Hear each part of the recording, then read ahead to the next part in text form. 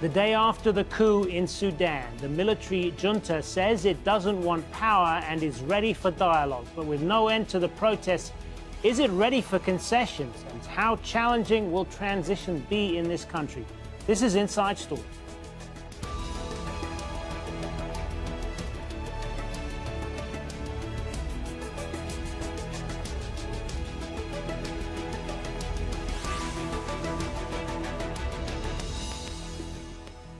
Hello and welcome to the program. I'm Hazem Seeker. We have no ambitions to hold the reins of power. Those were the words from the head of Sudan's Military Council's political committee in response to ongoing protests in the capital, Khartoum. They follow the removal of longtime President Omar al-Bashir after 30 years in power. Omar Zain el-Abidine said the army has no ambitions to lead the country and will respect the demands of the people. He also guaranteed a new government run by civilians, not the military. Stability, security and order, he said, are their key priorities. But will that be enough to satisfy the protesters? Could this be the dawn of a new era for Sudan? Well, the head of the Military Council's political committee also said the army will simply keep order during the transition period, but will act if there's violence or unrest.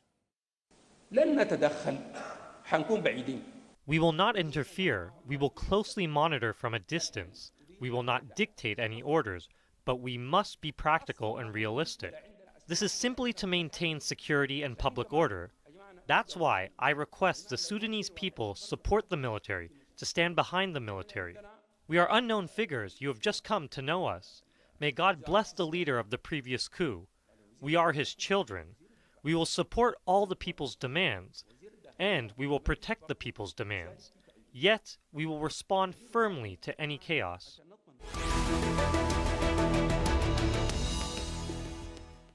Well, let's bring in our guest now. Joining me here in Doha is Walid Madibo, the founder and president of Sudan Policy Forum, from Khartoum via Skype. Mamadou Abu Zaid, a Sudanese civil rights activist and filmmaker, and in Berlin, Jean-Baptiste Galopin, Sudan researcher and PhD candidate at Yale University. Good to have you all with us. So, Walid, what did you make then of the press conference that took place this Friday from the head of the political council of the military council, essentially saying that we're not interested in power, that we're here to carry out the people's wishes, and so on. He seemed to be saying all of the right things, but is it going to be enough for the protesters who've been out in the streets for weeks now? As a matter of fact, they are saying all of the right things with the wrong heart, with the wrong intention. I believe that all what has been said today goes in line with what Ibn Auf, the head of the council, has said. The military council this has is the said, man at the top who removed Omar al-Bashir from power. But I consider what they have done and what they have said as a spit on the face of the army and the Sudanese people. They could have coordinated all of this with the civic polity, with the professionals union and some other political parties, and with the armies, the Sudanese army main structure. Instead, they chose to do this so-called coup d'etat with the Sudanese Security Council. And that's not a body that's integral to the Sudanese army. So that in a way, they have betrayed their own people, their own colleagues in the military army, and they chose to circumvent the political dialogue. There was a dialogue, there was a declaration of freedom and change, and they could have done it the right way. Instead, they chose this way, and they are not totally naive, nor are they innocent. I mean, they are ill-intentioned, and they chose to do this simply because they are part of the ex-regime. So it's just the regime reinventing itself. And when I say it's a spit on the face of the Sudanese people, I mean to say that they have by so doing, they have totally aborted the Sudanese people's main objective, which is disassociating themselves totally from the previous regime. We know that they have main challenges in doing this. They have a structural challenge, a behavioral, and an institutional challenge. I'm going to start with the structural one. The regime chose not to associate itself from the Islamist ideology, which has been the cause behind the secession of the South, the genocide in Darfur. It has harbored terrorists who have terrorized the region, the African region, attempt to terrorize the Arab world and the international community. And even worse, they have totally compromised the independence and the integrity of the nation by offering it for sale. I mean, the president was just a president for sale, and that's why no one wanted to give up on him until the very last moment when they realized he is no longer a president. So that's just the ideological structural challenge. Now, we can go on to the behavioral issue, which is Ibn Auf himself, the head of this military council. The guy is accused of a genocide in Darfur. We all know that if you're coming out of a totalitarian regime, you need to make some sort of an arrangement with the army. However, I mean, everyone expected them to choose somebody with an integrity and a clear moral history. Instead, they chose to go with Salah Ghosh and Ibn Auf, whereas we know that there are excellent men in the military who would have been very much accepted by the Sudanese people, and a transition could have been well arranged with the civic polity. Let's get Mamadou's take on this. What's the mood in Khartoum right now after the latest announcement from the military this Friday? I mean, do you take them at their word when they say that they're not greedy for power and that they want to work with people and have a dialogue with people moving forward?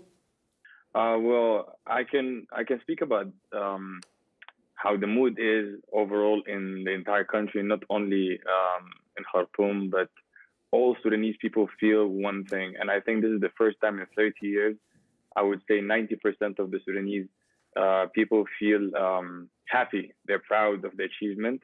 But at the same time, the happiness could not be complete because, as my colleague here mentioned earlier,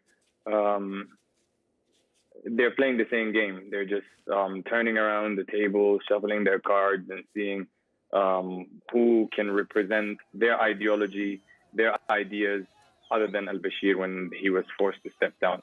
Overall, the mood is festive, it's positive.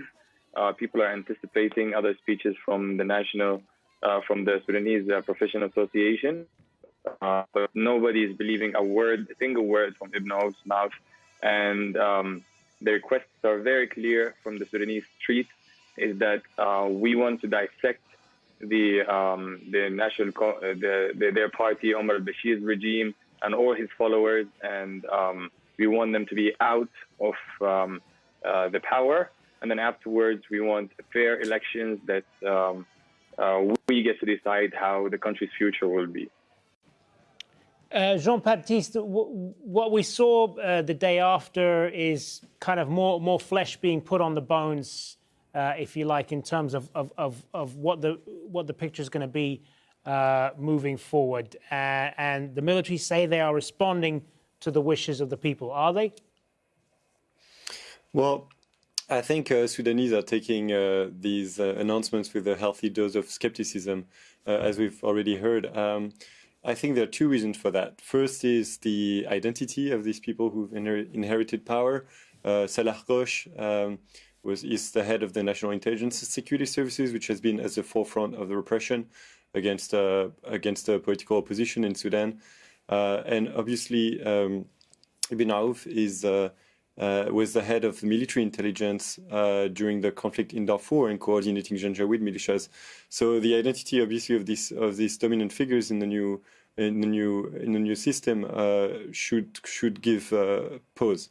The second point, I think, is that these statements that have been made today in this press conference are already at odds with some of the actions that the new military council took yesterday, particularly the claim that the military is going to let demonstrators on the streets is at odds with the declaration of a curfew. The claim that the military doesn't want to hold on to power is contradicted by the fact that, as has been said already, that they've not given civilians any role in the process so far. Now, that being said, and so the reaction is clear, and people are staying on the street today in Khartoum. Now, that being said, I do think that the conciliatory tone is very significant because it shows that this new leadership is embattled, that it doesn't have the confidence to tell protesters, now we have a transition, you should go home. Clearly, they are, in their way, sensitive to the pressure of the street. And they feel like at least that they have to justify themselves and to reassure people. And that shows, I think, that the strategy of the opposition, which is to maintain the pressure, is working. Walid, how long do you think these protests can go on, and what, in your mind, needs to be done to come to a lasting solution, you think? It could go on forever. For as long as the regime doesn't change its strategy, the Sudanese people are willing to put pressure, to continue putting pressure on the Sudanese army to stand up and play its role as a representative of the national sovereignty. I think we were trying to avoid any rupture in the hierarchy of the Sudanese army by accepting this de facto reality of some officers engineering the transition. But what we see now is we see Ibn Auf and Salah Ghosh and some officers are trying to bypass the army. So the army is going to feel compelled to take an action against this group, Ibn Auf and his group of ideologues who have just hijacked the platform. It's just some sort of a hijacking of a platform, and it's not going to be accepted neither by the people nor by the army. So we are at crossroads, Hazim. We can either, if the army decides to remove Ibn Auf and Salah Ghosh and bring a man with this is the head of the Sudanese intelligence. Yes, that's right. If they remove unwanted figures, then I think the Sudanese politicians, or at least the union, the professionals union, will be able to discuss some sort of a transitional move with them. And I think it's doable. If they don't, then a coup d'etat is likely to happen, and Khartoum is just going to be in bloodshed. It's just going to be a swamp of blood. And God forbid, if that happens, then the region is going to be totally destabilized, not only Sudan, but the whole Sudanic belt. And this is what the international community has to face. I mean, they need to take some precautionary measures, and they cannot just wait until it happens. They need to figure this out ahead of time and just put pressure on this regime, because the regime is already weak. It's getting some money from here and there. They are receiving bribes from some neighboring countries, and this is what is hurting the Sudanese people most, because they feel that for almost 30 years and even more, their integrity has been compromised, their sovereignty has been compromised, and they need to have good relationships, obviously, with the whole world, especially the African countries and the Arab countries. But in order to do that, they need to have a leadership that is willing to listen to the Sudanese people, pay tribute to the stakeholders before going out to the outside world. Mamadou, Walid brings up the point there about the danger of this spiraling into violence. How do you share that fear that things could turn violent at some point in the future in Sudan? Well, as Walid mentioned, God forbid that things turn violent. but we've seen it. We've seen it in a lot of videos. We've witnessed it. Hundreds of thousands of people experience this fear. Millions of people in Sudan experience this fear. Sorry. Millions of families actually worried about their kids, children walking around in the street, going to schools. There was a general feeling of worry and uncertainty when people go out on the street, as if something bad is going to happen. And all of this is because of the regime's militias, who are unidentified figures. They're driving around the cities, covering their faces, using weapons against peaceful protesters who keep repeating the same thing, silmiya, silmiya, which means peaceful, peaceful. It will always be peaceful from the side of the public, from the side of the protesters. No matter what happens, we'll never lift a weapon. And if you think about it, most probably, if you count 30 out of 100 houses in every city in Khartoum, we can say 30% of every house in Khartoum, I would say, they would at least have a weapon, or they would have the ability to acquire a weapon. So it's not a point of fear from the public to go out in the street. It's a point of dignity, of self-respect, of maintaining the position of being on the right side always, constantly. We've done it before in 1964, we've done it before in 1989, and now we're doing it. And I think the youth, the people who are leading this revolution, I would say, is not a protest. The people who are leading this revolution are educated people, are not they're not people who build their knowledge on their past based on stories we read. We add it to the stories that we hear from our families. We read, we research, we understand who is supposed to be where. And the entire mismanagement of the country is happening only due to the fact that the responsibilities and authorities are being given to those who don't really deserve it and do not seek anything other than self-benefit. Is there fear on the street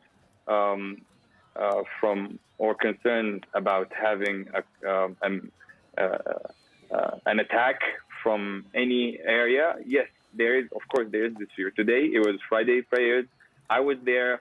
There was a general fear that things might go south, but let's just hope for the best, and let's hope that the Sudanese government will have enough blood on their hands, and they will listen to the street, because the street will always, always, always win. I want to ask you as well, Mamadou, about the economic situation there. Huge economic challenges in Sudan, of course, because these protests began as protests against the high food prices and fuel prices and so on. So whoever is in power in Sudan is going to have to deal with that, aren't they? Definitely. I mean, can you think about a country that the leaders of the country, they're living the best, the fanciest, and the most comfortable life. Meanwhile, their neighbors, who are about 10 or 15 meters away from their house, they actually struggle to maintain a very average life of 3 kids in the house that you need to feed them, not a luxurious life. We're only talking about being able to pay expenses for your kids' schools, for buying them clothes, for having once in a month, taking them out to have sort of not do that. Can you think of a country that the currency deteriorated from in 2010, $100 used to be worth of 280 pounds. 2017, $100 was about 1,700 pounds. 2018, in March 2018, the $100 from 3,200 pounds until today, it bumped up to 7,800 pounds. This is an for human beings to live in. Can you believe that a doctor who graduates 5 years of medical school, and then studies 2 extra years of their life and practices, they get paid a salary of what is the equivalent of about $60 for working an entire month, and you get paid a $60 as a salary. Now, how can you believe that such a government is trying to initiate dialogue? How can you initiate dialogue if you can't even give the normal people who are working so hard and studying most of their life a normal chance to have a normal life. I mean, the term normality is very subjective, but let's talk about the rights. There are so many artists in Sudan. There's so many musicians. Okay. There's so many athletes. They're not asking for support. They're asking only for a chance for expressing themselves. Waleed, do you want to jump in here? What Mamdouh is saying is absolutely right. But I think at the structural level, unless and until a political settlement is reached for Sudan's problems, and which Sudan is not only Khartoum. I mean, you do have the periphery, and 57% of the Sudanese land, according to the UN, is declared a war zone. So unless and until you reach for a political settlement with all groups, you can't put out a national development strategy, needless be able to attract, highly qualified men and women to enhance, the institutional capacity of a nation which has been deliberately destroyed, an economy which has been totally destroyed. But Mamdouh alluded to a very important point, which is the whole issue of dignity. The Sudanese people now, they feel very much humiliated by knowing and noticing that the people who have committed atrocities against their own children, who have killed people deliberately, embezzled money. It's about the amount of money that is estimated to have been embezzled out of the country is like $120 billion. You see those people walking in the street, and the military council is not saying that we have put them to jail. It's saying that we have reserve, we have put them in some reserves, and they are even providing them protection. Protection from whom? I mean, these are peaceful protesters, people who expect, the criminals to be brought to justice. But prior to bringing them to justice, you have to put them in jail. We hear rumors that Ali Osman is enjoying life in his own farm. Nafi is there. So many criminals are outside there. And this is very humiliating to a mother whose child has been killed or shot in the head or the chest. Jean-Baptiste, I want to just widen this out a little bit in the time we have left, if I can. There have been a lot of comparisons drawn between what's happened in Sudan and the scenario that's been playing out in Algeria. Similar situation there, long-time leader forced out of power because of continued protests. The military steps in to carry this out and be kind of seen as the voice of the people, as it were. What parallels would you draw from that? And is this part of a pattern that we're seeing in this region? Well, I don't know if I would venture any parallels with Algeria, because this is not my country of expertise. But one parallel would be actually with Tunisia. Ben Ali fled on the 14th of January 2011 because of a mutiny from the Ministry of Interior. And now the story that has come out, that has kind of built itself in the media and in academia, but the Tunisia's success story is that somehow the country was kind of predetermined to be successful because of its strong civil society, its strong state, and so on. But when you look at what happened in the first weeks of the transition, actually Ben Ali's close allies inherited power. And the reason they conceded to elections for a constituent assembly is because the opposition kept the pressure, the street pressure, over the period of a few weeks. And I think this is an important lesson for Sudan, and I think this is a lesson that the Sudanese have heeded. All right. I'd like to go back to the risk of violence. I do think there is a real risk of violence, and the most likely scenario would be part of the regime attempting a coup against the military council. But it's important to bear in mind that this risk is in everyone's mind, including among the leaders of the military and security apparatus. We're going to have to leave it there. Unfortunately, we are out of time. Thanks very much to all three of you, Waleed Madibo, Mamadou Abu Zaid, and Jean-Baptiste Galopin. Thanks very much for being with us. And thank you for watching as always. Remember, you can see this program again anytime. Just go to our website, aljazeera.com. And for further discussion, you can always go to our Facebook page. That's facebook.com/AJ Inside Story. You can also join the conversation on Twitter. Our handle @AJ Inside Story. For me, Hazem Sika, and the whole team here. Bye for now.